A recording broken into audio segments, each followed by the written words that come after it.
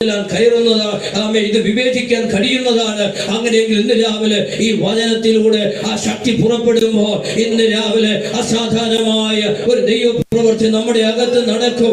ഈ ദൈവത്തിന്റെ വചനത്തിലൂടെ ആ ദൈവിക നിയോഗം അതിനകത്ത് നടക്കുമെന്ന് രാവിലെ നാം വിശ്വസിക്കാനായിട്ട് ഇടയാകുന്നു. Hallelujah, hallelujah. സാധാരണ ഇവിടെയുള്ളവർക്കൊക്കെ വിദേശ രാജ്യങ്ങളൊക്കെ സഞ്ചരിക്കുമ്പോൾ അറിയാം, ഇത് അവിടേക്ക് മാത്രമല്ല, ഇപ്പോൾ എല്ലായിടത്തും ഇപ്പം ഒരു നല്ല സ്കാനറാക്കി മാറ്റിയിട്ടുണ്ട് എല്ലാ സ്ഥലത്തും. കാരണം സ്ഫോടനങ്ങൾ കൂടുന്നത് കൊണ്ട്, അപകടങ്ങൾ വർദ്ധിക്കുന്നത് കൊണ്ട്, എവിടെയും ഭീകരാക്രമണ പ്രവർത്തനങ്ങൾ കൂടുതൽ നടക്കുന്നത് കൊണ്ട് അത്യാവശ്യം ജനസാന്ദ്രതയുള്ള മേഖലകളിൽ എല്ലായിടത്തും എന്ത് ചെയ്യുന്നു, ഈ സ്കാനർ വെച്ചിട്ടുണ്ട്. അപ്പൊ ഇതിന്റെ ഉദ്ദേശത്ത് മറ്റൊന്നും കൊണ്ടല്ല, ഇവ കൊണ്ട് എന്ത് ചെയ്യുന്നു, ഇതിനകത്ത് നമുക്ക് ആവശ്യമുള്ളതിനേക്കാൾ അപ്പുറത്ത് എന്ന് പറഞ്ഞാൽ മറ്റുള്ളവർക്ക് ദോഷകരമായി ബാധിക്കുന്ന എന്തെങ്കിലും ഇതിനകത്തുണ്ടോ എന്ന് അറിയാൻ വേണ്ടിയാണ് ഒരു സ്കാനിങ് പ്രത്യേകത.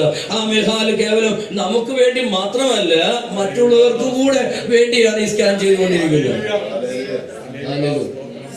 നമുക്ക് വേണ്ടി മാത്രമല്ല സ്കാനിങ്, മറ്റുള്ളവർക്ക് വേണ്ടിയും കൂടിയ സ്കാനിങ്.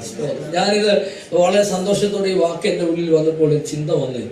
കാരണം വാസ്തവത്തിൽ എനിക്ക് വേണ്ടിയാണെങ്കിൽ പിന്നെ ഇത്രയും വലിയ സ്കാനിങ്ങിന്റെ ആവശ്യമുണ്ട്.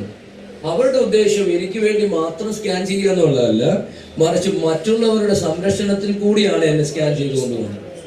ഹല്ലേലൂയ. മറ്റുള്ളവരെ സംരക്ഷിക്കാൻ കൂടിയാണ് എന്ത് ചെയ്യുന്ന ഒരു സ്കാൻ. അപ്പോൾ ഈ ദൈവശക്തിയുടെ പ്രത്യേകത എനിക്ക് വേണ്ടി മാത്രമല്ല, മറ്റുള്ളവർക്ക് കൂടെയാണ് ഈ ശക്തി പുറപ്പെടുന്നത്. ഈ സ്കാനിങ് എന്നിലേക്ക് വരുന്നെങ്കിൽ, ഈ സ്കാനിങ്ങിന്റെ രശ്മികൾ എന്നിൽ